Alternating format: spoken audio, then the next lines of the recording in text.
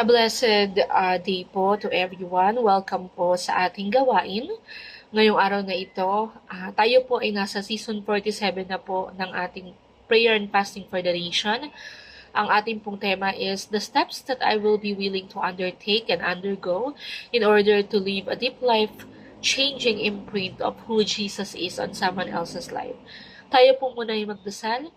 Lord, maraming salamat po, Panginoon, sa araw na ito, Lord, na pinagkaloob niyo po para sa amin, Panginoon. Thank you for keeping everyone safe, Panginoon. Salamat po, Panginoon, sa pagkakataon pong makapakinig po ng inyong mga salita, Lord.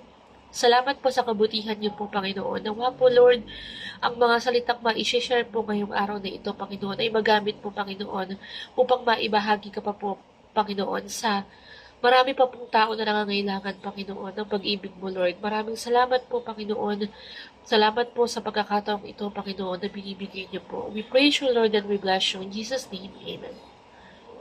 Again, ang ating pong tema is the steps that I will be willing to undertake and undergo in order to live a deep life-changing imprint of who Jesus is on someone else's life. So, paano nga ba natin effective na ma-share ang Panginoon na tatatak talaga ito doon sa taong pinag-sharean po natin? So, personally po, ako po, ang ginagawa ko po, ito po yung steps na ginagawa ko po. Number one, of course, kailangan meron po tayong malalim na relasyon po sa Panginoon. Amen po ba? So, sabi nga po sa John chapter 15 verse 4, remain in me as I also remain in you. No branch can bear fruit by itself. It must remain in the vine. So, pag tayo po ay nananatili sa Panginoon, mananatili rin po siya sa atin. So, wala daw pong mga sanga, which is tayo po yun, na magbubunga po kung hindi po tayo magre-remain sa vine or sa root. Amen po ba? So, of course, kailangan po we must commit to daily prayer. So, kailangan po everyday pinagpe-pray po natin. Nagpe-pray po tayo, kinakausap po natin, or we communicate to our Lord po. So, kailangan din po, of course, we read the Bible para po, if ever po na yung share po natin is may questions about po doon sa share po natin, we can answer them. Amen po ba? Okay. So, mahalaga po ang deep relationship po sa Panginoon kasi ito po ay ehemplo po or image po tayo ng Panginoon. Habang tayo po ay nag-share, of course, paano po maniniwala yung pag-share natin, if ever po, na hindi po tayo, wala po tayong tunay na relasyon or malalim na relasyon sa Panginoon. So, isa pa pong steps, number 2 is, we must share yung testimony po natin, yung personal testimony po natin, humbly, yung may pagpapakumbaba, yung hindi po tayo nagmamalaki. So, parang yung story daw po natin is parang isa siyang tulay to someone else breakthrough or success. So, hindi po natin alam na yung sinashare po natin, yun din po pala yung pinagdadaanan niya. So, magiging tulay po itong words of God na share po natin sa kanya or yung personal na experience po natin sa kanya, magiging motive or motivation po ito sa kanya para maging successful po siya kung ano man po yung ninanais ng puso niya. So, sabi po sa Revelation chapter 12 verse 11, they triumph over him by the blood of the Lamb and by the word of their testimony. So, there's a power po. Doon po talaga sa testimony, yung tunay na pangyayari or na experience po natin. Kasi po, isa po itong parang patunay na ang Diyos po natin ay tunay, totoo at buhay. So, kasi parang yung sa sarili po nating experience, since nangyari po ito, so magkakaroon po ng faith yung pinag-sharean po natin na ito rin po ay mangyayari at posible po na mangyari sa buhay po niya.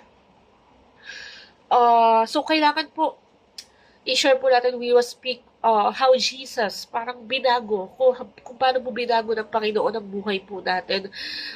Kailangan po totoo, hindi po ito gawa-gawa, na by the grace of God, na sa kabila po ng mga challenges, trials na pinagdaanan natin, is binago po ng Lord ang buhay natin. So, malaki po itong tulong kasi tatatak po talaga doon sa pinag-sharean po natin Pag yung personal testimony po talaga, so marami po na po ako na-experience na ganyan, na yung personal po na testimony ko yung sinashare ko, and they can really relate.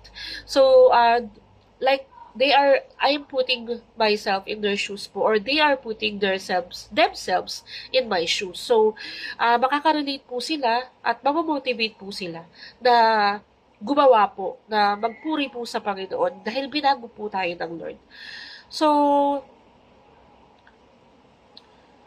uh, isa pa pong step is pray for and with others. So, ang prayer po, alam po natin is very powerful.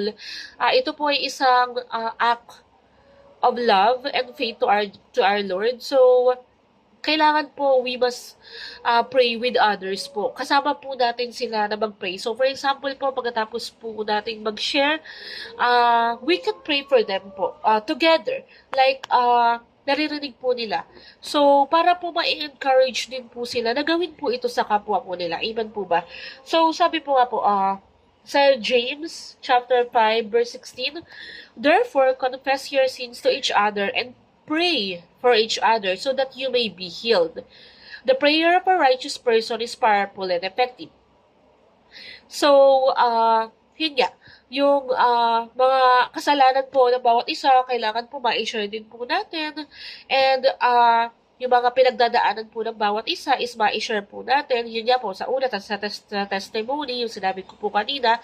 And then after po nun, makapagdasal po kayo together so that maitanong po natin kung ano po yung gusto niyang ipagdasal. And at the same time, itatanong niya rin po kung ano yung gusto natin ipagdasal niya para sa atin. So, para at the same time, you are doing prayer po.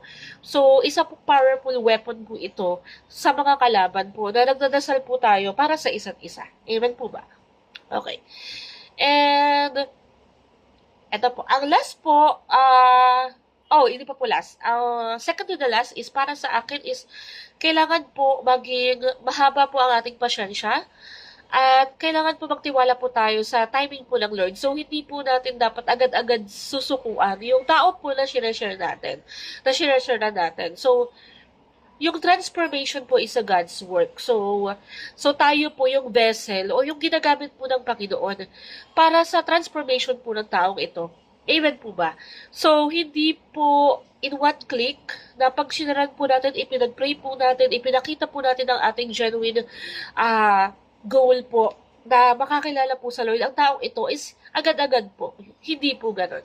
So, kailangan po patest po yung pasyensya po natin dito. At, syempre po, may perfect timing ang Panginoon at siya lang po ang nakakaalam nun. Sabi nga po sa Galatians chapter 6 verse 9, let us not become weary in doing good. For at the proper time, we will reap a harvest if we don't give up. So, wag po tayong mag-alala sa paggawa ng mabuti kasi sa tamang panahon po, aanihin po natin ito kung hindi po tayo mag-give up. So, marami pong beses po na nangyari sa akin to kasi parang yung isang tao po na share-sharean ko is parang nakakasawa na minsan, syempre mapapagod ka din kasi parang paulit-ulit lang naman. So, mangyayari ito sa buhay niya and then gagawin niya ulit. Pero, yung sinasabi po sa akin ng Panginoon na kailangan ko siyang tutukan kasi nasimulan ko na rin naman eh. Kasi saka nakikinig yung taong yun. So, alam ko na natataniman po siya sa puso niya na kahit papano is natatouch po yung heart niya ng Panginoon. So, kailangan po maging matyaga po tayo. Tulad po ng pagtsatsaga ng Panginoon sa kanyang mga disciples. Kasi hindi naman po agad-agad na naging tagasunod niya po itong mga ito. Siyempre po, nagtiyaga din po si Jesus na i-share po everyday ang Bible or ang Word of God. So, kailangan focus lang po tayo. Tutukan po natin itong tao ito na gusto po nating sharean po. So, be patient po. Ayan. And ang last po is let the Holy Spirit lead you. So, of course, hindi po tayo nag-iisa. Ang Panginoon po ay nakagabay po sa atin. Ang Holy Spirit po is nakagabay po sa atin sa bawat po salita or gawa na i-share po natin sa taong iyon. Kailangan isuko po natin lahat po ng plato natin sa Panginoon at kailangan po is magtiwala po tayo sa guidance po na ibibigay po ng Holy Spirit sa atin. So, sabi po sa John chapter 14 verse 26, "But the Advocate, the Holy Spirit, whom the Father will send in my name, will teach you all things and will remind you of everything I have said to you." So if we will focus on a deep prayer, of course, deep relationship with Jesus, the Holy Spirit will guide us. Hindi po tayo pabayaan ng Panginoon. Ayun po yung pangako niya sa akin. Pangako niya sa atin, based po dun sa John 14:26. So, yung Holy Spirit daw po, ay isisend po ng ating Ama mula sa langit, and tuturuan niya po tayo kung anong dapat natin gawin, i-remind po niya tayo. So, if we will notice, pag nag-share po tayo sa Panginoon or nag-share po tayo to someone else, bigla po nating may isip na, ay, oo nga no, ito nga pala yung sinabi sa akin ng Holy Spirit or ni Jesus nung nagpe-pray ako. So, hindi po tayo pabayaan ng Panginoon if yung pong motive natin is really genuine. So, na makakilala itong taong ito sa Panginoon. At for sure, itong taong po na ito, kung hindi man po ngayon, na magbago po ang buhay niya dahil sa Panginoon or mag-flip po ang buhay niya kung hindi man sa ngayon, I know po na yung mga sinasyaran po natin is may malaki pong touch po sa heart nila, at alam ko na po, naiisip po nila yan everyday kasi po, nakatatak na po yan sa kanila at may guide po, lalo-lalo na po, pag may guide po ito ng Holy Spirit, na alam po natin na tama po ang mga binanggit po natin sa kanila, ang sinabi po natin, at alam po natin na makakatulong po ito sa kanila. Amen po ba? Okay. Ayan po, ayun lamang po yung mga steps po para sa akin na I think na effective po talaga para po matatak po sa puso ng pinagsasharan po natin ng taong ito, si Jesus po sa buhay nila. So, again po, number 1 is, you really need to have a deep relationship or malalim po na relasyon po sa Panginoon. Number 2 po is, you really need to share your own testimony humbly, like may pagpakumbaba na hindi ka po nagmamalaki. So, kailangan din po na ipag-pray po natin sila or sabay po tayong mag-pray together kasama po yung taong iyon or yung mga taong iyon na sinesharan po natin. And you really need to you really need to be patient or maging mahaba po ang pasyensya natin dahil alam po natin yung perfect timing po ng Panginoon. Hindi po siya in a flip na magyayari po kung ano po yung gusto nating mangyari sa taong iyon. And lastly po, let the Holy Spirit lead you po. So, ang Holy Spirit po ang ating guidance. Ito po ay pinangako ng Panginoon sa atin. Nakasulat po ito. Ayun lamang po. Nawa po magamit po ninyo ito rin sa pag-share din po sa mga kaibigan nyo po, sa mga ka-work nyo, sa mga kamag-anak nyo na hindi pa po nakakilala sa Panginoon. Ayun lang po, maraming salamat po sa pakikinig at tayo po muna ay magdasal. Lord, maraming salamat po, Panginoon, sa mga salita po pa ninyo, Lord, na na-share, Panginoon. Salamat po sa wisdom, Panginoon, na ibinigay niyo po sa akin, Panginoon. Nawa po, Lord, ay ito pong mga salitang ito or mga steps po na ito, Panginoon, na ibahagi ko, Lord, ay magamit din po, Panginoon, ng iba upang mas marami pa po ang makakilala sa inyo, Panginoon. At mas marami pa po, Panginoon, na magtiwala po sa inyo, Panginoon. At mapatunayan po na tunay po na ikaw ay buhay at mabuti, Lord, sa bawat isa. Lord, maraming salamat po, Lord. Gabayan niyo po ang bawat isa, Panginoon, na nakikinig ngayon, nasan man po sila, Panginoon, bahagi ng mundo, Lord.